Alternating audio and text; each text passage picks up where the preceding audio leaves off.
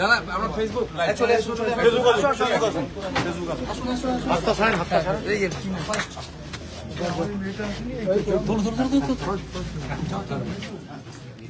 মামা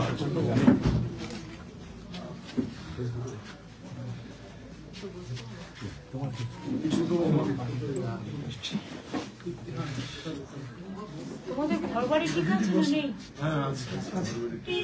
দিদি বসুন না বুঝতে পারো বেরিয়েছিল সোমনাথ এই ঘরে তো তাই হয়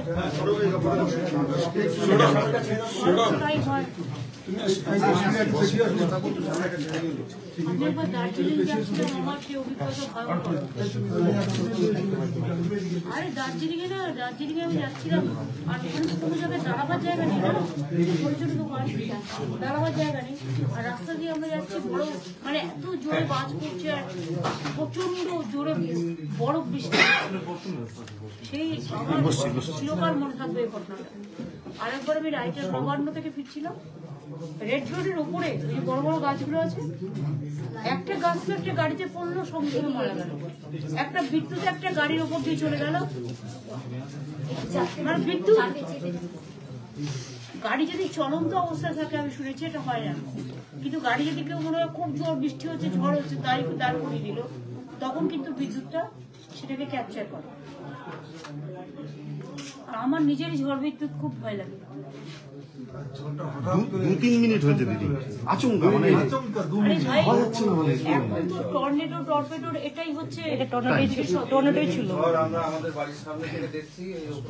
আমি দেখলাম পুরো ধোঁয়া উঠে একদম কুণ্ডলি পাখি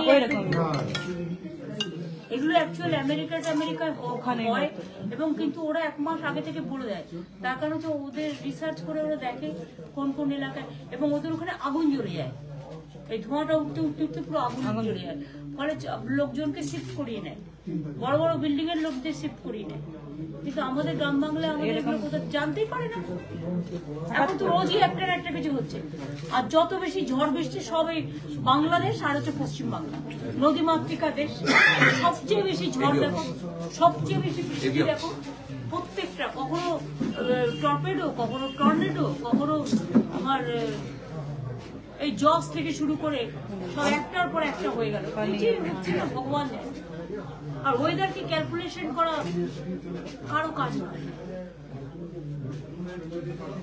একটা মানুষ অসুস্থ হয় ট্রিটমেন্ট করে সুযোগ দেয় একটা বাড়ির মধ্যে সেটা একটা ব্যাপার কিন্তু জানতেই পারলো না সে তোমার নাম কি বাবু তোমার কে কন যিনি মারা গেছে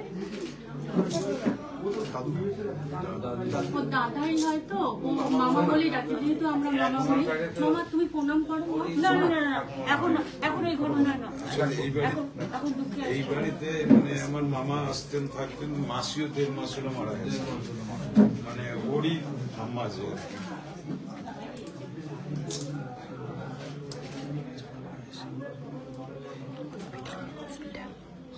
এখানে ঘর বাড়ি কিরকম মানে ক্ষতিগ্রস্ত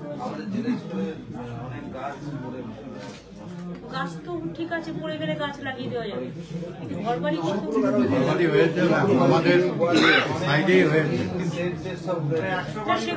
সেগুলো প্রশাসন আছে আমাদের এমসিসি কোড আছে বলে আমি কিছু বলছি না প্রশাসন আছে প্রশাসনের মতো করে দেখে নেব চিন্তা করবেন না মানুষ বিপদে পড়লে প্রশাসনের এটা দায়িত্ব আর এটা এমার্জেন্সি ডিজাস্টার ইজ ডিজাস্টার এবং ডিজাস্টার হলে সেটা তার জন্য কোনো আইন থাকে না একটাই আইন মানুষের পাশে দাঁড়ানো সবথেকে দিদি বেশি ক্ষতি হয়েছে আমাদের বার্নিশ বাঁকালি প্রচুর ক্ষতি হয়েছে আমি তো 160 জন আমি হসপিটালে এবার যাবো আর আমি ময়নাগুড়ির ক্যাম্পে রিলিফ ক্যাম্পের সাথে কথা বললাম না আমি রিলিফ ক্যাম্পের মধ্যে বললাম আমার সাথে ভিডিও কলে সমস্ত কথা হলো ধরিয়ে দিল অফিসার তো আমি কথা বলতে জিজ্ঞেস করলাম ওরা এখন খাওয়া দাওয়া করছি আমি বললাম এখন বাড়ি যাবেন না আগে ঘর বাড়িগুলো বাড়ানো হোক তারপরে কারণ এখন দিলে মাথার উপর ঠাই নেই কোথায় থাকবে পুরো চিন্তা করতে হবে না একটা ঘটনা ঘটে গেছে কিন্তু ঘটনা ঘটার পরে প্রশাসন এটাই মানুষের গণতান্ত্রিক সরকারের কাজ যে প্রশাসনিক থাকুক তাকে দায়িত্ব নিয়ে বাদ বাকি কাজটা করতে হবে তুমি এখন 2-3 দিন এখানে আছো তো? ওর যত পড়াটা কমপ্লিট হয়ে মামা তো চলে গেল। বাবা কি করতো? বাবা এই জলের ব্যবসা পড়াশোনা করাচ্ছিলেন, জাস্ট ওর পড়াশোনাটাই, আর কিছু আমাদের ব্যাপার পড়াশোনা যদি কোনো ক্ষতি না হয় আমরা দেখে নেবো। ঠিক আছে, আর কিচ্ছু ব্যাপার নেই। ও ডিটেলসটা একটু লিখে নিও। ইলেকশনের সময় তো কিছু করা যাবে না, বাট আপনার ইলেকশন আমি দেখে নেবো। ঠিক আছে। তোমাদের ওখানে এই চলে না স্বামী বিবেকানন্দ স্কলারশিপ?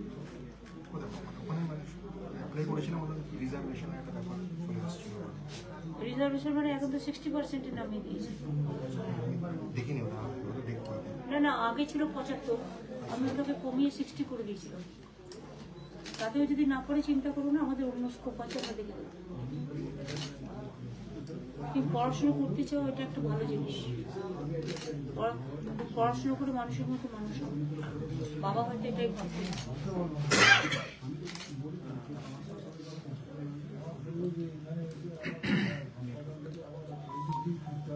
এখান থেকে হসপিটালটা কত দূর?